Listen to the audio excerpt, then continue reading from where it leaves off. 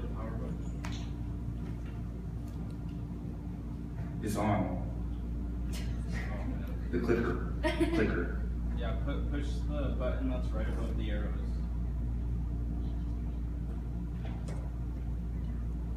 It's working. It's loud, bro. I got a deep voice. There you go. Thank you. Barry, can you check the mic really quick, please? Yeah. Testing. Hello. At the barbershop.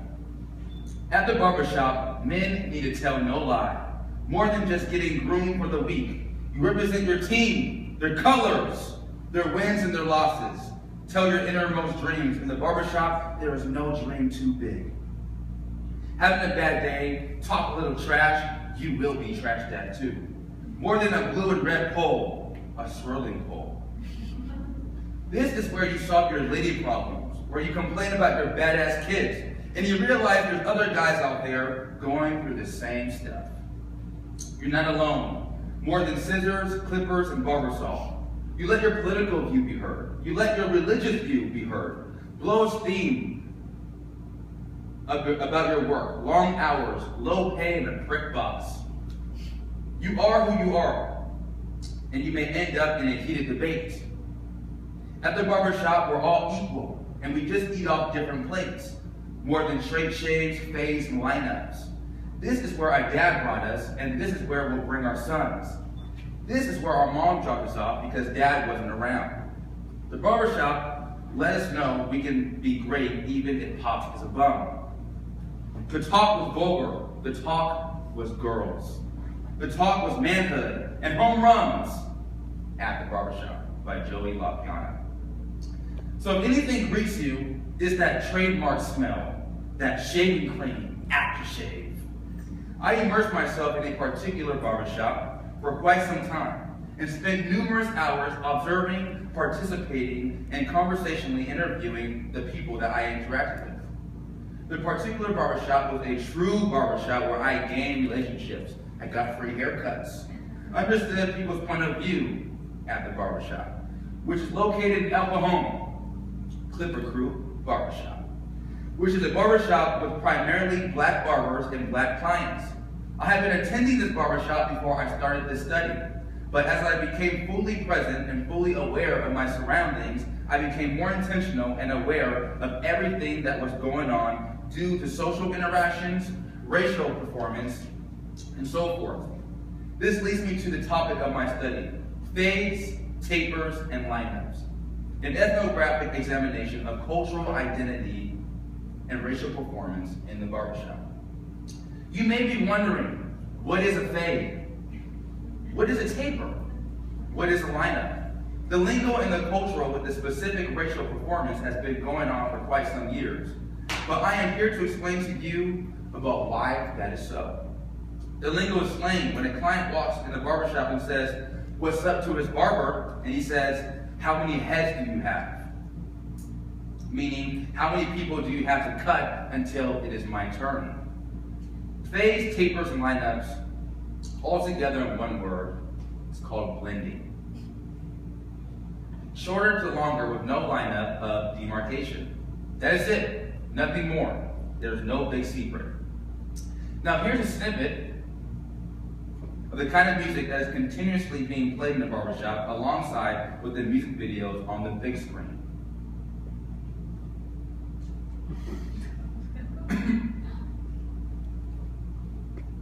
Did a lot of shit just to live this here lifestyle. Came straight from the bottom to the top, my lifestyle.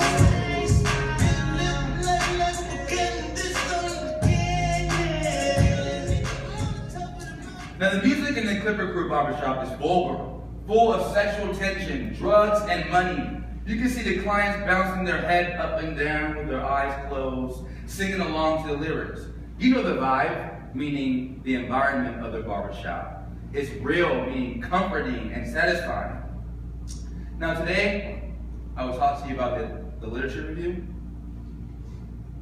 the research question, the methodology, data, further research, and end with a biblical worldview. Now, a barbershop is a place of social interaction and public discourse, and it is also known for their open forums, open debates, public concerns, and engaging with clients in the barbershop with contemporary issues. The open debates are about sports, religion, politics, girls, moolah, money,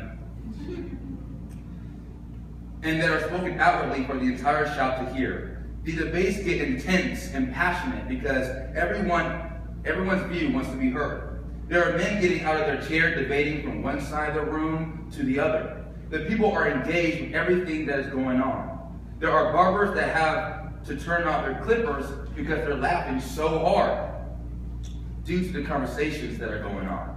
The barbershop is not a place of hostile, but a place to let your view be heard and respected. And that is why the barbershop is also influential in shaping young males and their identity. It is a place intentionally for men to be real, honest, and share and formulate their thoughts and opinions. An article that I read spoke clearly on how barbering was portrayed throughout history. And I quote, "The empowering evolution of black barbershops. Being associated with the barbering and other social service work are considered unskilled laborers, while white men position themselves as more entitled to skilled jobs. Now, black men fostered the idea of barbering, but they did not have the free will to cut whoever's hair. These black men had to cut white, wealthy, rich men's hair. Black clients were not allowed to get haircuts in these black-owned barbershops, mainly because white clients did not want black people getting shaved next to them.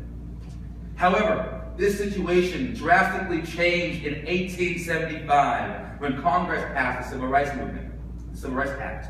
In part of the Civil Rights Act, African Americans were not guaranteed access in public places. Therefore, throughout the years, blacks eventually had the power to have their own ethnicity enter inside a barbershop and get a haircut. Now, Owen Stanford, in 2009, stated, "Barbering was a racialized profession, meaning it was viewed as an unskilled profession." Now, the public concern. A client may meet with their barber for up to 45 to 55 minutes. During their hour during their haircut and revisit once every 2 weeks. But the barbershop is a community of men who focus on authentic and revealing conversations that tend to remove ego and fakeness. Now, Stryker says, attributes like race are considered part of the master statuses because race is social construction that impacts the development of identity across situations and influences role relationships, social networks, and social interactions. These places have high value on community and has a heart for social interaction with people that come to the shop to get a haircut. The culture is demonstrated with a sense of shared community and codes in conversation through the use of simple meanings and norms. This leads me to dialing down how the cultural identity and racial performance is being expressed through my observation and interviewing barbers and clients. Brown states, clearly black men interpreted representation of black masculinity as black individualism, suggesting that race was not primary means of understanding, defining, identifying, or enacting black masculinity. Regardless of societal or individual interaction or constructions, the young black men are what they are, and they are not identified with a certain group. Brown also states that the construction of black individualism by young black men also suggests that widespread and growing influence of economic and political conservatives in shaping public discourse, which gave them freedom to speak and share their thoughts, their ideas, and issues comfortably. And this leads me to my research question. What were the significant things regarding to masculinity and the performance of race in the barbershop? Now moving on to my methodology.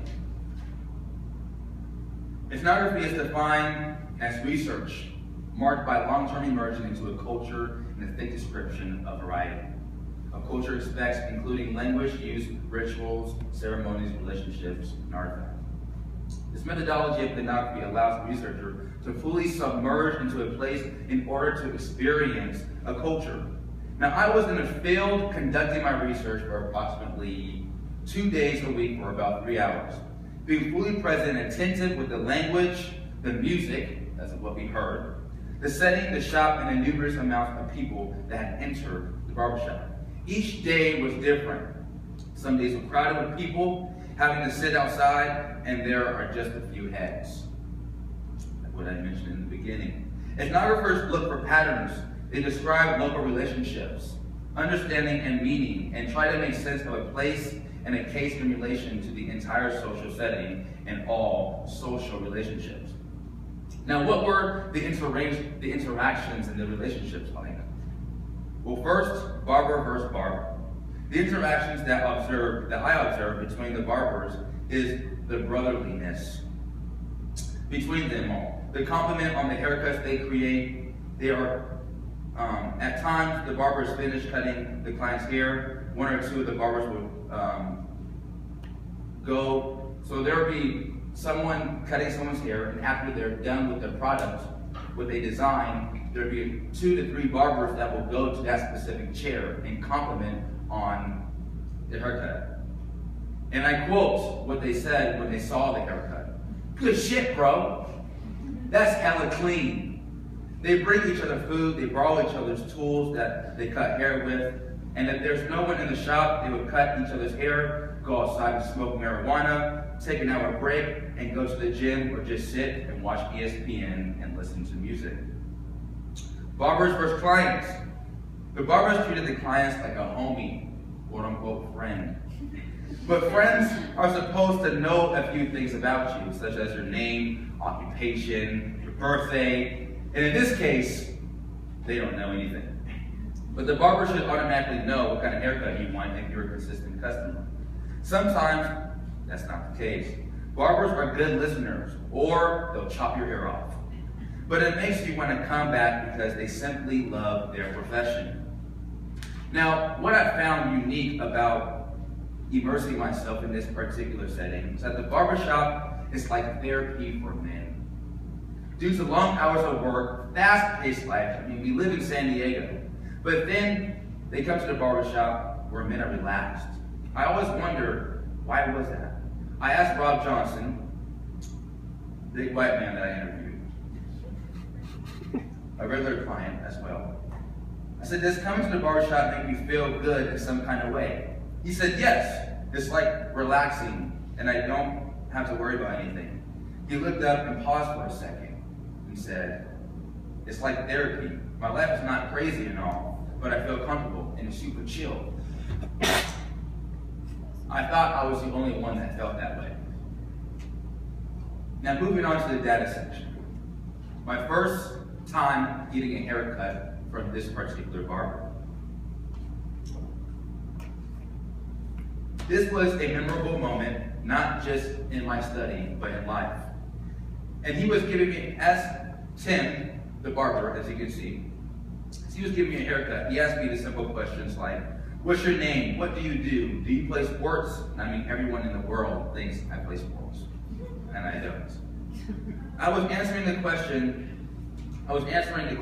he was asking me, and I started asking him questions. How long have you been barbering? What's your favorite kind of haircut? And questions that followed after that. I remember asking him randomly about his childhood and where he was from. He gave me a brief story of his entire life in the matter of 55 minutes. He was vulnerable, honest, and showed authenticity. Barbers don't normally express themselves in a vulnerable way about themselves. This conversation stood out to me because it did not seem like he would talk to everyone else about it. Due to his thorough haircuts, he just makes me want to do something for him. I brought him 7 clients, and 4 out of the 7 are consistently going to him. Barber Tim created a movement himself called, I quote, changing niggas' lives. I asked him why that was his tagline. He said, when I get a haircut, it changes my attitude, and I feel more confident because my hair is crispy and sharp. A few months later, Tim and I had gotten a lot closer. He asked me to do business with him. he wanted me to go to LA for a barber competition. I appreciated and showed interest in his work and in his creativity, which brought us to be friends. He was complaining to me how he can't send messages to his clients when he is in the shop. I gave him my old iPhone, and I really blessed him, and he gave me barber tools and 2 free haircuts. And haircuts are not cheap, people. This shows that my interest and intention towards who he was and what he did sparked his day. Now, further research, what the difference of culture, tradition, relationships between the barbershop and the hair salon, and do they have the same role? Now, the heart of the paper, the heart of the study, the purpose, and the reason why I did this was because my goal going inside of this paper has led me to many paths as far as networking and building strong friendships. We all have a call to a specific culture, a group, age, gender, and so forth. This speech is not telling Christians that we are called to be missionaries in barbershops, but it is an encouragement to let disciples of Christ know that God has given us a demographic to be a missionary somewhere. God has given us talents and gifts to use for his kingdom and not ours. God's greatest commandment is to love the Lord your God with all your heart, your soul, and your mind, and with all your strength. If we can fully have a strong vertical relationship with our Lord, then we can see God's lens in our horizontal relationships on earth. There are non-believers in the activities that we partake in, and we need to take the time to be intentional with our relationship with Jesus Christ, because there are a lot of lost people who need love, joy, peace, and all the overwhelming things that God has given us for free. These are several different types of cultures, and there are several different types of cultures in barbershops. But the ultimate goal is to walk out with a fresh haircut. But the same thing goes for churches. There are different types of churches that have their own way of doing things, but their goal is to be fed by God's word and to be encouraged to walk out God's plan. Here's what we need to do as disciples of Christ. We need to become intentional with our walks with Christ and start seeing through the lens of God and not our own. Our culture, our culture of every individual adapts the environment they're in. We Christians need to not forget where our identity is from and in. And we are surrounded. We Christians need to not forget where our identity is in, as we are surrounded and immersed in different cultures we are involved in our daily lives. Whether it's on a sports team, a music band, skate park, and so forth. If God is intentional with us, then let's work on being intentional with his people. Now, in conclusion, I explained to you the cultural identity, the racial performance in the Clipper Crew barbershop. I expressed to you the unique traits in the interactions followed by a story, which led me to the real purpose and the heart behind this study. Now, there's one thing that you can take from this presentation.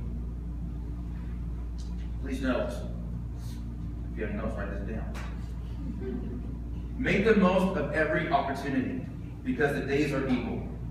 God has a task for us to complete on this planet. And if we are too busy, then what is supposed to be our purpose here on earth? Thank you. Thank you, family, friends, faculty. Now I have the honor and